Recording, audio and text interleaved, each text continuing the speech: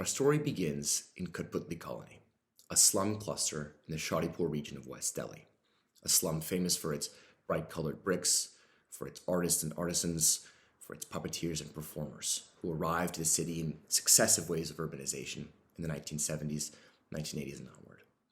In late 2007, the Delhi Development Authority, or the DDA, the great central planners of the Indian capital, the child of British colonial administration and the pride of Nehru's post-independence capital, announced the flagship project of its Master Plan 2021, designed to transform the crowded megalopolis into what it called a world-class city. In the DDA's first ever public-private partnership, Kutbutli Colony would be razed to the ground and replaced by the Raheja Phoenix, Delhi's first true skyscraper, 54 floors of luxury apartments equipped with a helipad on its roof. I'm going to make the case here today that the story of Kutbutli Colony is not only the story of India in the long 20th century. It is the story of the world, of colonialism and national liberation, of urbanization and proletarianization, of liberalization and privatization, of billionaires and the slum dwellers they displace.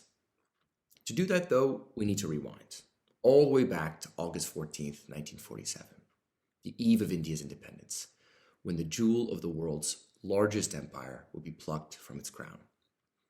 In those late hours, Nehru stood on the podium of the Constituent Assembly and delivered his vision for a new capital city. "We have to build a noble mansion of free India, where all her children may dwell," said the country's inaugural prime minister. To build this noble mansion, Nehru would declare that Delhi would be a socialist capital, practically abolishing private ownership of land and consolidating power in the planning authority of the Delhi Development Authority. From its master plan, the DDA would outline a beautiful garden city with a planned mixed economy that defined so much third world development in the era. 6 ring towns with employment, population, and manufacturing targets set out for each in the plan. But the high promises of post-colonial socialism could only paper over its ground-level contradictions. Populated by migrants drawn from rural communities to the economic opportunities afforded only in India's cities, slums like Kutbutli quickly spread across the city. Pockmarks on the Nehruvian vision of a planned capital, the great shame of India, as the DDA described them. Nehru himself once said, quote, "I have a horror of slums." Upon visiting the Turkmen Gate in 1954, Nehru is said to have been so upset with the slum conditions that he simply yelled, "Burn them." The DDA, for all of its written outrage over the city's disordered development, became a caricature of 20th century developmental bureaucracy. Sclerosis treated only by the medicine of cash payments. Documents filed in triplicate stacked to the sky, bureaucrats shuffling in long hallways, money changing hand in public flats reserved only for high-paying Delhi families. In other words, the British Raj had been cast off only to become the licensed Raj.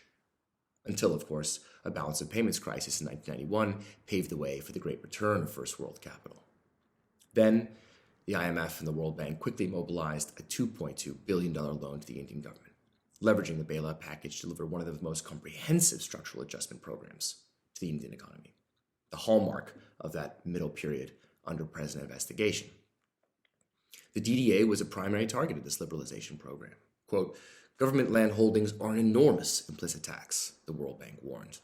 It was time to privatize the capital, and the DDA's elite bureaucrats, wined and dined on McKinsey 3-day weekends in neighboring Haryana, were happy handmaidens of this transition. The DDA, like that neoliberalized state in so many parts of the world, would be the facilitator of urban development in Delhi, not its planner. And it is here, with land and liberalization, that the story of rising inequality in our century really begins. It is no coincidence that the first billionaires in India were real estate moguls.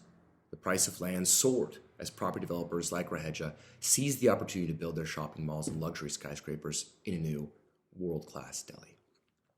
Here, we return to Kutbutli, that slum in a small pocket of western Delhi. If Nehru's planned paradise had no place for the eyesore of these informal settlements, the new world-class city simply valued the land on which they sat. The residents of the slum resisted the Raheja project with all those urban weapons of the weak at their disposal. getting organized to affirm their rights as citizens and indeed as slum dwellers. But in November 2017, 3 years before the tail end of the period under our examination, the bulldozers moved in and the colony was razed to pieces. What then is a story that defines the period 1900 to 2020? It is the Indian one, the journey from empire to independence, from extreme poverty to extremely unequal prosperity, from rural to urban, from the planned garden city to privatized world-class city. And yes, the triumph of capital, clearing away the past, melting solid into air, and turning slums into skyscrapers.